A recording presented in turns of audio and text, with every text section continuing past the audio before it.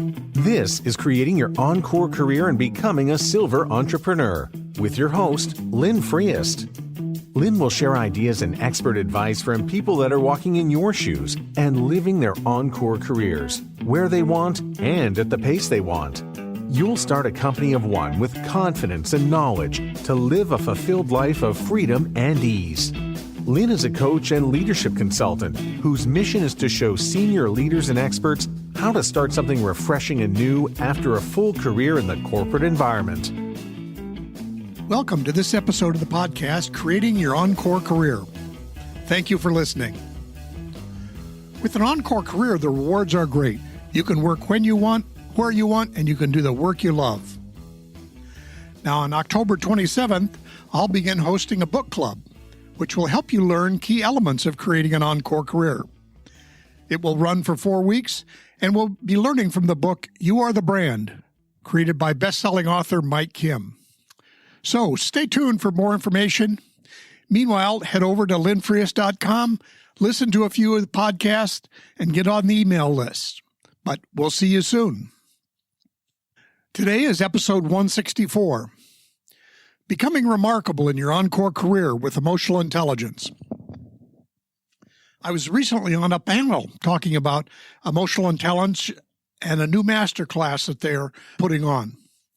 Now, this is, again, as it says, a masterclass. This is something to get you started. It won't be the whole, everything you need to know, because developing emotional intelligence can be a lifelong pursuit.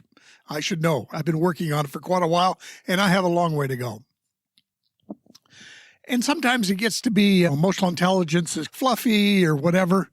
But I think in this particular class, they get right down to brass tacks as to what you need to do, the actions you need to take to become more effective. It's all about both knowing yourself better as well as understanding others better. Again, as I said, sometimes emotional intelligence can seem kind of intellectual. Sometimes in the class, somebody said, was this just therapy? And quite frankly, some people do need therapy because they're struggling to even survive day-to-day life. But this class is about helping you become remarkable and even more effective. And I think this is especially important for those of us starting encore careers because we're doing some new things now. So not only do we have to think about how do we reflect on our own actions, our own thoughts, our own thinking patterns, but how do we also maybe get up that skill of listening and paying attention to others so that as we can be successful in this new venture of being a coach or a consultant or a contractor. Now, Daniel Goleman's original model kind of talked about 4 domains. One was self-awareness. One was self-management. Then he talked about social awareness and relationship management. And those are still true, but now with the Beyond EI group, they've started moving into some new arenas where they talk about awareness, just the general idea of how do we create awareness. They talk about personal agency. Okay, what are the concrete things that we can do that we have control over, that we can influence? What are the things we can do once we've gotten some awareness, and how do we move the needle? Then there's this idea of conscious sense making. So the world happens around us. We make up a story about it. Others make up a story about it.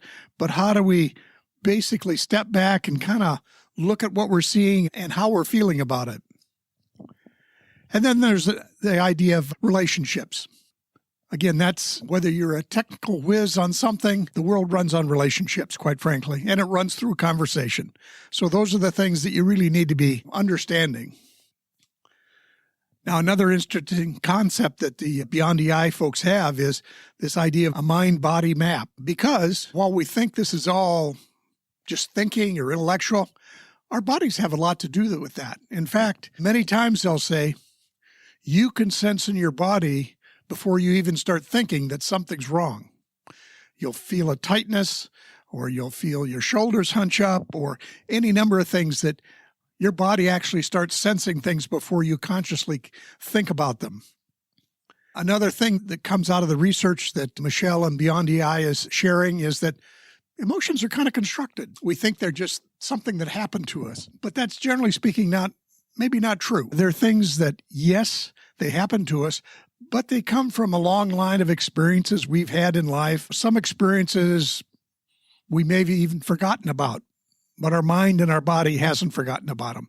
So it's the old flight or fight thing. We're not often facing saber-toothed tigers, but our mind and body can still jump to that conclusion right away. And then the idea gets into, where do we have influence? Or where do we have maybe control even? And I think it came from Viktor Frankl that said there's a short space between an event and our response to the event that we have the opportunity to choose. Now, some of the science will actually say that it's about 6 seconds, because in 6 seconds, your stress hormones will start flooding your body once something in your mind or your perception feels there's danger out there.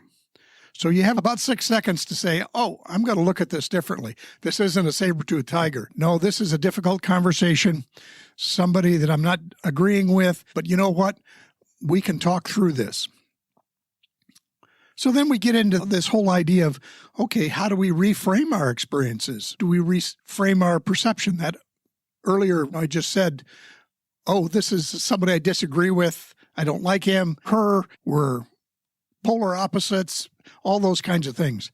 But all of a sudden, can we take those 6 seconds to reframe? Oh, I may not understand this person, where they're coming from or what they're talking about. So maybe I should listen, be more active, to find out more before I immediately jump on defensive or on the attack for that matter. Another piece is talking about literally our feelings, our bodies, how we feel in the moment. If we notice ourselves tensing up, can we literally take a time to take some deep breaths? The old idea of counting to 10. It's not that bad a notion. That is something that gives us that piece of space between when something happens and our response to it. And then we talk about reframing our meaning and our response. The example I used, and I know I've used it on the podcast before, is just think how differently you react when you're around the dining room table and a guest spills some milk. What's your reaction? You generally say, oh, that's okay, we'll take care of it. But then what happens when your own child spills the milk? Often there's a whole very different reaction. Why did you do that? Why can't you be more careful? So that whole idea of the same thing happened, milk got spilled, but the meaning we've put on it and our response to it has been very different. Now, another thing I want to cover it's also part of the masterclass and how they teach emotional intelligence is what they call the 12 self-discoveries. And these are a series of 12 questions that are just there they don't give you answers, but they're there to spark your thinking. Ones that we've kind of talked about, senses plus perception that creates your reality. For good or bad, it tends to create your reality. Another one was, you don't have to believe everything you think. Again, sometimes our thinking gets triggered by events far in the past or that maybe not even really connected well to this particular thing. So some of it is, oh, this is how I thought about this before. I no longer think about it, or this is a very different situation. Another one is, for better or worse, your focus becomes your reality. And I think that's a very powerful one. And I've used that a lot, that if I'm paying attention to something, that becomes my reality. So if I'm paying attention to bad news, or I'm paying attention to how I dislike something, or I'm paying attention to all the hubbub going on in Facebook or something, that's the kind of thing that helps shape my mind, helps shape my emotions, helps shape how I feel. Whereas if I was paying attention and had my focus on other things that I'm probably more intentional about or want to be intentional about, it would make a great difference. Another one of the self-discoveries is the deficit bias. Again, based on our long history as human beings, we tend to have a deficit bias. And that's not all wrong. That just happens to be, we tend to think about things that we should fear as opposed to things that we should enjoy. And again, the whole idea here is the fact that's there, it's hardwired into us, is not wrong. It's just maybe in this moment, I don't need to jump right to a deficit bias on something.